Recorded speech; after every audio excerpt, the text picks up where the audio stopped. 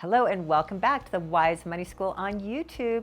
I'm Krisstina Wise. Get it? Wise Money School, Krisstina Wise. This week I was on a mastermind call, and during the call it was a brand new mastermind. People were from all over the country. I think just the country, not the world, but all over the country. And we introduced ourselves, and part of the introduction was share with the rest of the group one of your passion. What is your biggest passion? And at first I didn't really know what is my passion. And then I thought, yeah, I'm pretty much into learning and personal professional growth. So certainly passionate about learning, constantly learning new things. But then it finally hit me like, oh, my passion is real estate. If you see me on any given day, I am online, I'm looking at houses. I can't get enough houses. I can't see enough houses. If I had all the money in the world, I'd just buy more houses. So my passion is real estate, and how I've built my wealth is in real estate. Mostly just coming out of that passion and that love, and that passion has served me well. Outside of just like loving it, I've made a lot of money at it as well. What really prompted this talk that I'm going to talk about today, which is my 3 real estate investing criteria, came from my real estate agent. So I use real estate agents to help me find different properties and do the different things that real estate agents do. And I'm actually a real estate broker myself, but I like to use agents in specific that are experts in certain areas. And my agent here in Park City, Utah, she sends me things all the time like, hey, Krisstina, you might like this or you might like that. And she does that. I've already purchased 2 properties here in Park City and plan to buy more. And so I've bought 2 through her. So she's sending me properties all the time. Obviously from her side is the more houses she can sell me, the more money she can make. And she's a good friend and all the things, but strictly business. So she sends me all these listings all the time. Now, one thing I don't really tell her is I've mostly seen all of the listings already because I'm on Zillow and Redfin and all these different sites all the time myself. But she'll send me these properties, and she's been sending me a decent amount lately. And so what I started, and I realized they just weren't hitting the mark. And so I started to craft an email to her to let her know, like, hey, Deb, thanks so much for sending these over. I appreciate you thinking about me all the time, and you're just always scouring the market. Appreciate it. And we're kind of missing the mark. And I know that what I'm looking for isn't, doesn't pop up in the market every single day. But let me share with you my 3 criteria for real estate investing. So I shared those to make it easier. So when you're out scouring the market, you're going to get a better idea of why I'm saying no to 99.9% of those that you send over. So I thought I shared it with her. I thought that might be something interesting for you. So I thought I would share it with you as well. So 3 criteria. Now, I'm simplifying this. There's a lot more that go into the equation, but these 3 are always this kind of the lens that I'm looking through. So where I'm even looking through the lens, is this worth me taking my time to go look at the property? Sometimes I look at properties just because I like looking at houses, but if I'm, just outside of entertainment, if I'm really looking at properties for the potential of buying a property for investment purposes, these are the things that I'm thinking about, these things that I'm looking for. So the first one is called You Make Money on the Buy. You make money on the buy. And this one has served me really well. And there's so many different situations where this can be true. But again, it's kind of my real estate mantra. You make money on the buy. And what I mean by that is when I'm looking at properties, sometimes there's these properties, and I mean, they're beautiful. They're just totally redone. They're beautiful, sensational, sexy, all of the things. But when I'm looking at buying that, I went and looked at one actually with Debbie a few weeks ago, and I'm looking around, I'm like, I can't make any money here. It's beautiful. Love what they've done, but if I buy it, I'm buying it because they've already improved it. They've kind of already maxed out, and they have it priced at a that high. It's deservedly the value there, but I can't make any money. So I'm always looking for properties that there's something that if I buy it today, it's either undervalued or I can renovate it or something of that, where if I do some change or take an advantage of the opportunity, I could more or less turn around and sell it. So I'd say 80% of all the real estate that I've ever bought, I've bought depressed properties, meaning they've got good bones, they have something nice about them, they're good properties, but they've not been updated, they're way outdated, or there's just something wrong. But it's a relatively easy fix. And so they sell for less because a lot of people can't see the vision of what this property is going to be, or they don't want to take on the headache of a major renovation. So when I look at that, one of the last property I bought in Park City, for example, did just that. I'm going in, I'm like, we're buying it. I'm making money on the buy. I can pay 1.1 for this, and I can probably put 150 into it, and I want to turn around, I could probably sell it for 1.6, 1.7. So that's the type of situation I'm looking at, is making money on the buy. And it's always built in. If I can't make the money on the buy, it's too risky. Then I'm just like speculating on future equity growth or market conditions. And so renovations is a big example. Another example of a property that I bought in Austin not too long ago is that it was a great corner lot, and it was in this part of town. It was a small house and great corner lot, and it was a little bit updated, but I thought, oh, here's the opportunity with this one, is we can build on. It's a little 3-2, and the master bedroom was a little small. It's like, oh, we have so much room here. We can build on an extra master bedroom, and it's got enough property over here. We can do an ADU, basically, which is a separate garage apartment that can be rented on top or used as an office. So by investing maybe $250,000 on this one, we could probably make $600,000 or $700,000 by selling it, because this can increase the value by adding on some square footage on the house and adding this separate garage and ADU. So making money on the buy. So that's the lens I'm looking at whenever I'm looking at real estate. Like, can I make money on the buy? Is it enough to make it worthwhile and take the risk and all the stuff? And it's yes or no. So yeah, like looking at some great houses, but I'm pretty much going to pass it over if I can't see how I can make money on the buy. So that's number one. The number two is buy for cash flow. And this means what I'm not doing is I'm not buying on speculation. So I've been a real estate investor for a long time. I have done some speculative deals, meaning I'm buying it and trying to flip it to take advantage of markets going up. Done that, risky, but fortunately it's worked for me. But that's not what I do typically. That's a unique situation, and I'm never really banking on equity over time.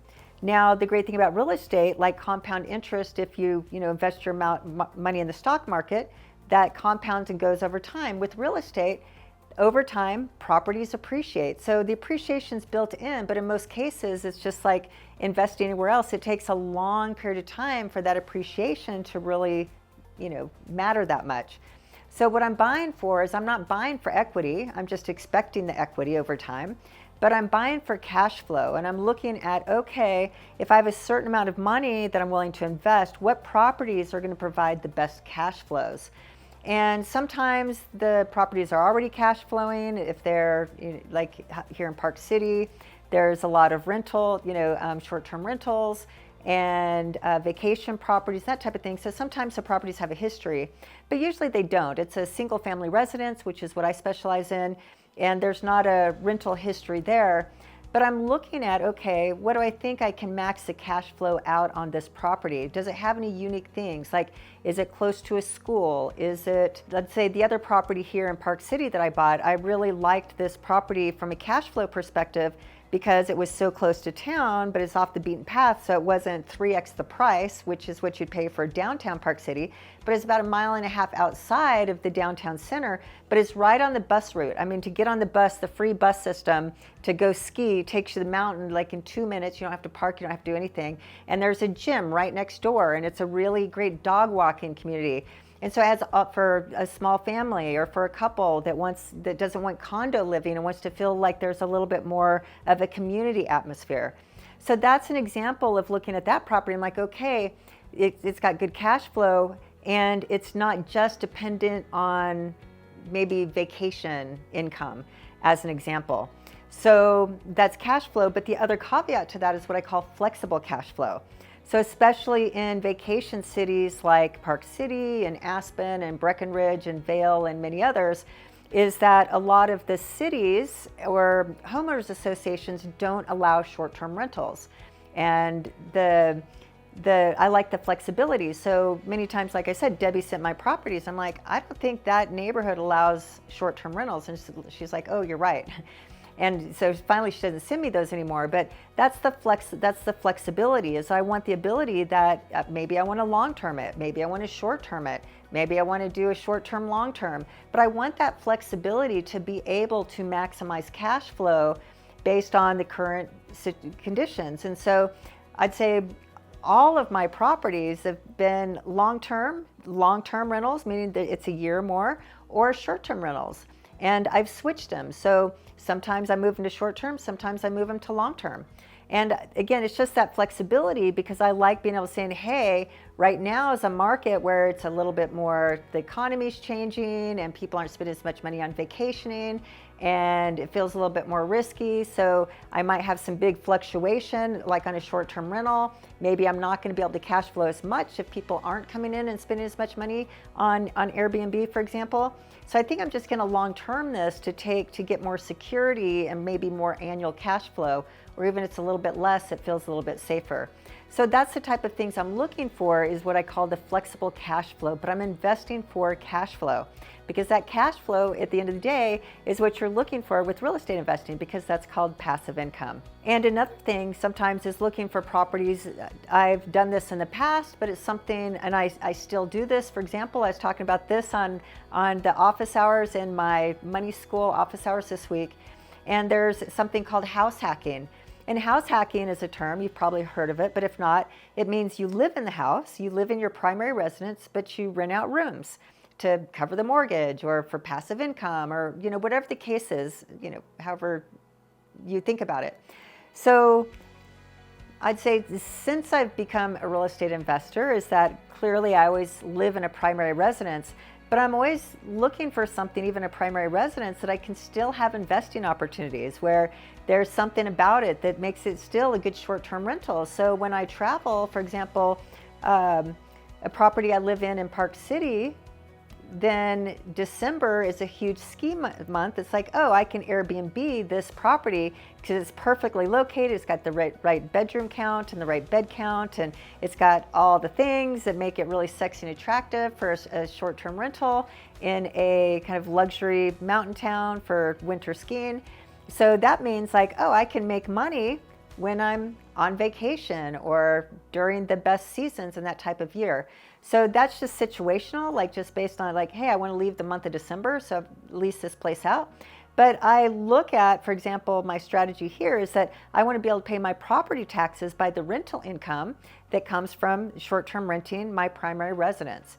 And some people would be like, no way would I ever rent out my primary residence. I don't want people in my house. That feels weird. That's cool. But for me, I like the money. No big deal. It's a house. It's my home when I live here, but it's a real estate investment when I'm not.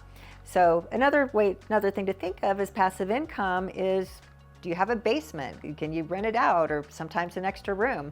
And be looking at using your primary residential real estate to be able to make some extra cash as well. All right, so you make money on the buy. I buy for cash flow. And the final one is that I look for properties that are special.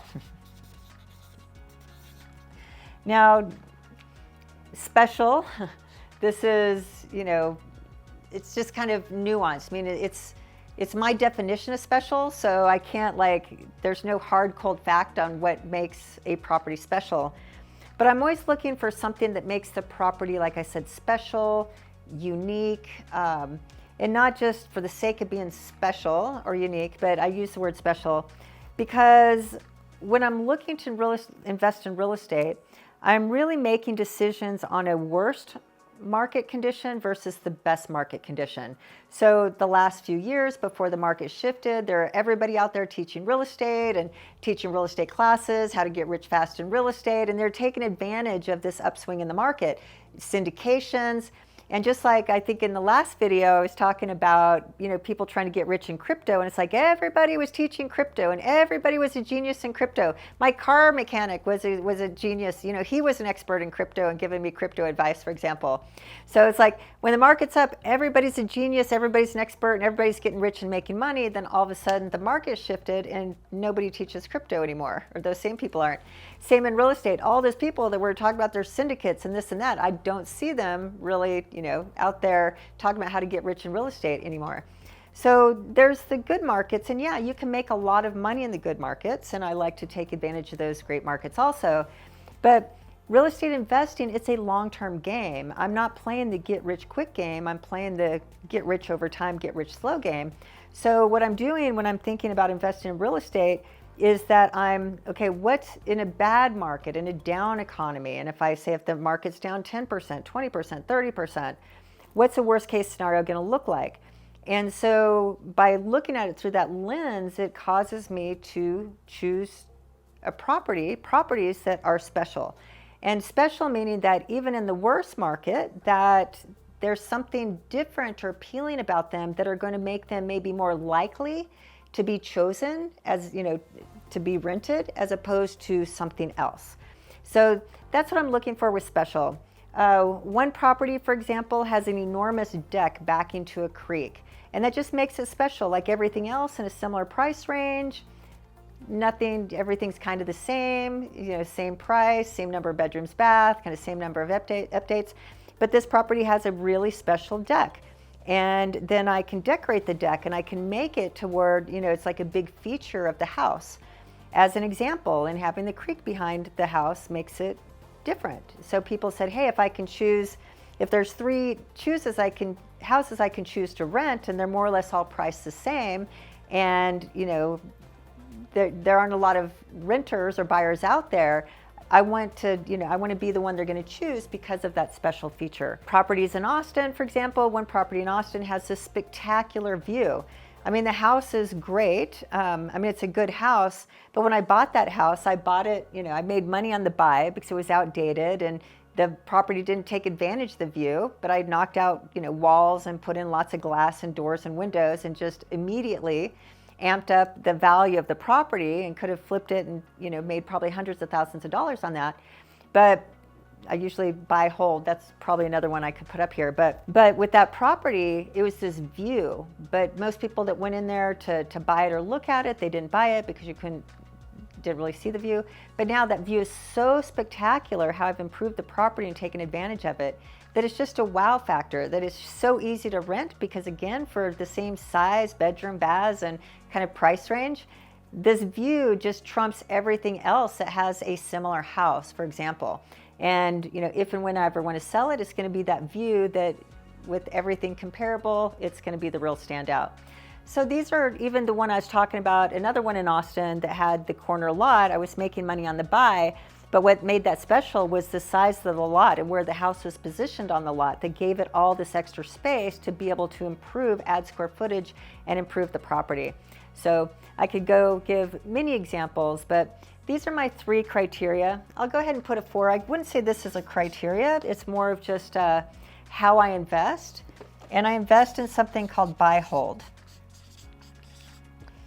And I'm not a flipper. There's all these real estate programs out there that really teach you how to go buy properties, kind of buy properties that are undervalued or whatever the case is, put some money into it and then flip it. And you just keep doing that over and over and over again, and then you make a certain income.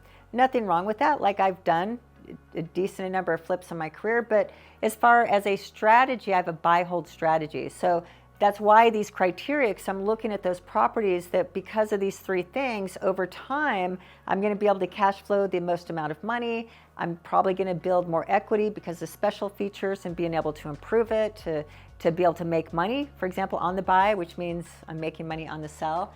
And again, since I'm holding these, I'm looking through the lens of making sure they hit these 3 criteria. And that's going to really benefit me by holding them for a long period of time. And then what I'm doing is that when I do flip out of a property, why I'm usually flipping out of property is because that property, I've really like maximized the value, maximized the appreciation. And by taking the same property, I can sell it, 1031 exchange it, and moving it to another property that has all that upside potential. So I bought low here, took advantage of all the upside potential with the improvements and the equity, over the number of years. It's kind of maxed out. So now I can take it, buy low here, and take advantage of this next real big upswing. And that's kind of this buy hold until, I find a better property for the next level of upside and cash flow. All right, those are my 3 criteria. Like I said, I was just sharing those with my real estate agent here in Park City, Utah, and thought you might enjoy hearing them as well. I don't teach real estate investing here on this channel very often because I'm really just teaching money and money principles. But if you want more real estate advice or want to know, how I think or how I do real estate, just put in the comments below what your questions are, your real estate questions. And if there's any future videos that I can create for you that would answer some of your real estate questions. All right, that's all I've got. So as usual, do that that thumbs up. Send me a comment. I love your comments. Please write a comment and subscribe, send to friends, do all the things. But I love when you engage with me. So that's it for today. Thank you.